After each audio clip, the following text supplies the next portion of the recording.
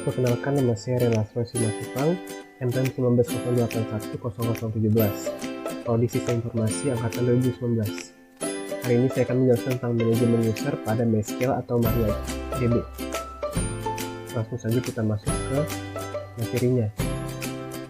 Manajemen user merupakan pengaturan user dalam pengakses dan mengolah database. Pengaturan tersebut bertujuan untuk membatasi user dalam mengakses dan mengolah database. Nah, berikut ini adalah beberapa contoh manajemen user yang sering digunakan pada MySQL. Langsung saja kita lihat. Yang pertama yaitu select user. Select user ini biasanya digunakan untuk menampilkan user yang sedang digunakan atau dipakai. Kemudian ada select user from MySQL user. Query ini biasanya digunakan untuk menampilkan seluruh user. User merupakan nama tabel yang ada pada tabel MySQL, sedangkan user merupakan nama kolom yang ada pada tabel user. Kemudian ada create user if not exist IT catatan identified by IT123. Query ini biasanya digunakan untuk membuat user baru, sedangkan IT catatan merupakan user yang akan dibuat, yaitu namanya. Dan kemudian IT123 ini merupakan password dari user tersebut. Sedangkan if not exist digunakan untuk mencegah error yang terjadi karena user tersebut sudah ada. Kemudian ada grant all privilege onto IT catatan. Query ini biasanya digunakan untuk memberikan hak full access ke semua database pada user IT catatan. Berikutnya ada grant all privilege on nama data to IT catatan. Query ini biasanya digunakan untuk memberikan hak full access pada database nama database untuk user IT catatan. Kemudian ada grant select, update, insert on to IT catatan. Query-query ini biasanya digunakan untuk memberikan hak akses melalui query select, update, dan insert ke semua database kepada user IT catatan. Nah, berikut ini adalah beberapa akses yang bisa kita tambahkan, yaitu yang pertama ada select. Si user dapat melakukan perintah select pada database. Yang kedua ada insert. Di sini user bisa melakukan perintah insert untuk menambahkan record. Yang ketiga ada perintah update, yang dimana user dapat menggunakannya untuk mengupdate record. Yang keempat ada perintah delete, yang dimana user bisa menggunakannya untuk menghapus record. Selanjutnya ada create, yang dimana si user bisa menggunakan perintah create ini untuk membuat tabel yang baru. Jadi jika ingin membuat tabel yang baru, pakai perintah create. Kemudian ada alter. Alter ini biasanya digunakan untuk mengubah struktur tabel. Lalu kemudian ada drop. Di sini user biasanya menggunakan drop ini untuk menghapus tabel. Jadi jika ada tabel yang tidak perlu lagi atau mungkin ada tabel yang kelebihan, bisa dihapus menggunakan drop ini. Kemudian ada plus privilege. Plus privilege ini biasanya digunakan untuk membaca kembali keseluruhan akses pada MySQL. Kemudian ada revoke update on from IT catatan.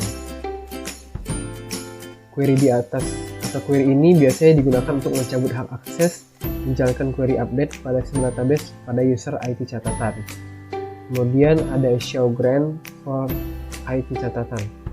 Query ini biasanya digunakan untuk menampilkan hak akses untuk user IT catatan. Lalu ada alter user IT catatan identified by IT 2020. Jadi di sini query ini biasanya digunakan untuk mengganti password. Jadi IT 2020 ini adalah password yang akan digunakan selanjutnya atau password baru yang sudah digantikan. Kemudian ada drop user IT catatan. Query ini biasa digunakan untuk menghapus user IT catatan. Jadi misalkan ada user yang ingin dihapus, bisa menggunakan query tersebut, drop user IT catatan. Kemudian bagaimana cara membuat manajemen user? Ada beberapa langkah untuk membuat manajemen user, yaitu yang pertama, aktifkan MySQL dan SAMPP-nya terlebih dahulu. Jadi langsung aja di sini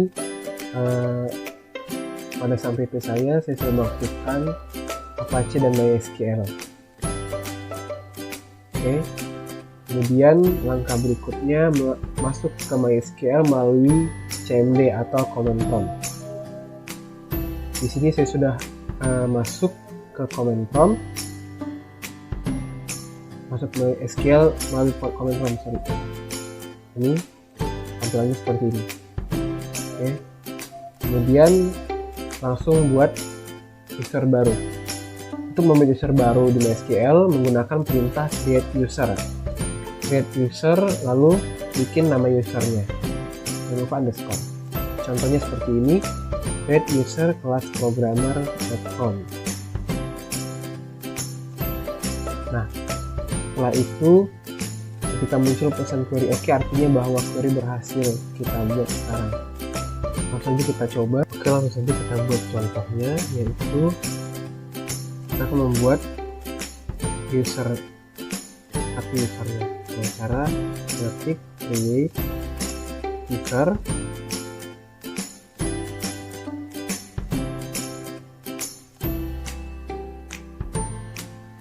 tanda petik, kita bikin nama usernya yaitu belajar, kemudian identitas. Ini kita buat passwordnya yaitu 123. Nah, kita sudah ada tulisan query oke ini, artinya itu kita telah berhasil membuat satu user. Nah, bagaimana jika kita ingin menghapusnya? Caranya itu dengan mengetik query.user buka kurung nama usernya, tutup ketik, kemudian ketik koma, enter. Nah, query oke di sini tulisannya, berarti kita telah berhasil menghapus nama user tadi, yaitu user belajar. Oke, mungkin sekian aja penjelasan dari saya pada hari ini. Jika ada kesalahan atau kekurangan mohon dimaafkan. Terima kasih.